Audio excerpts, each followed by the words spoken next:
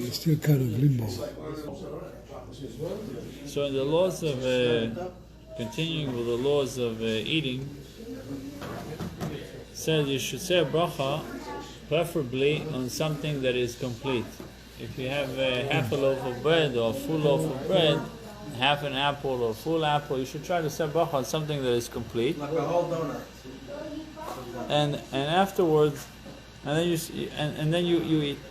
And also preferably to hold the bread in your right hand, and when you say the bracha.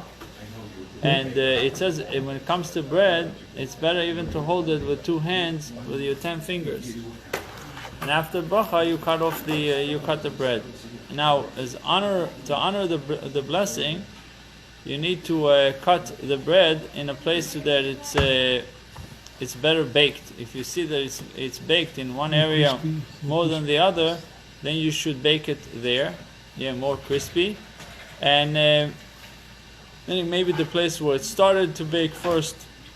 And when you cut off from you're cutting or breaking a complete challah or complete bread, you should. Sometimes the bread they cling to each other, and therefore it's not.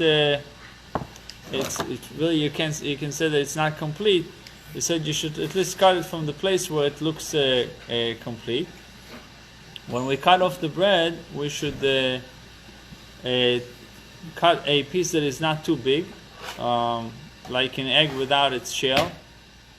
Not too much of a big size. That the person shouldn't look like he is that he shouldn't look like someone that is I guess glutton. And from this shape, you should cut off. From that piece, you should cut off a piece that is like the size of half an olive. It shouldn't look like someone that is stingy. And if it's a Seudas mitzvah, you're allowed to cut off a bigger piece of bread. Also on Shabbos, the custom is to cut a bigger piece of maybe a bigger slice.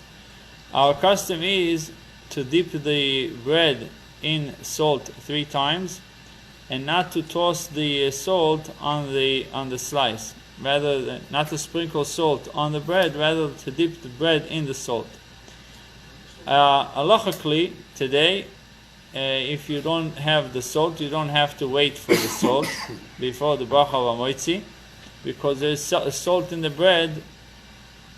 There's always salt in the bread. In today's baking, they add salt to the bread. You should dip the challah or the bread in salt, but if there's no salt, you should not wait to say the bracha. Rather, you should say the bracha right away, because there's salt, and when you eat it, you can even taste the salt in the bread. If you wish to wait for salt, you may do so, but you don't have to. So that's in regards to the laws of bread. So we learned that it's important to do a bracha on something that is complete. It's important to hold it in your right hand. If it's bread, you should try to cut it in a place where it's better baked. Try to hold it in 10 fingers. When it comes to bread, even with 2 hands, it's better to hold it with 2 hands. And when you cut off a slice of bread, it shouldn't be too much, too big, too small. It shouldn't look like a glutton. And it also should not be like your tzarayin, like someone that is too stingy. So it needs to be a normal size. But when it comes to Sudat Mitzvah, you're allowed to. We're celebrating we're celebrating an event that has to do with a mitzvah, like a circumcision or a wedding, or when it comes to Yom Tov, Shabbos, and the like. You're allowed to cut off a bigger piece of bread. And the last thing is that you should dip the bread in salt 3 times. Don't sprinkle the salt on the bread, rather dip it in salt. If you don't have salt, you don't have to wait for salt. If you wish to wait, you may do so. Welcome to you. Can I add something? Just maybe they're going to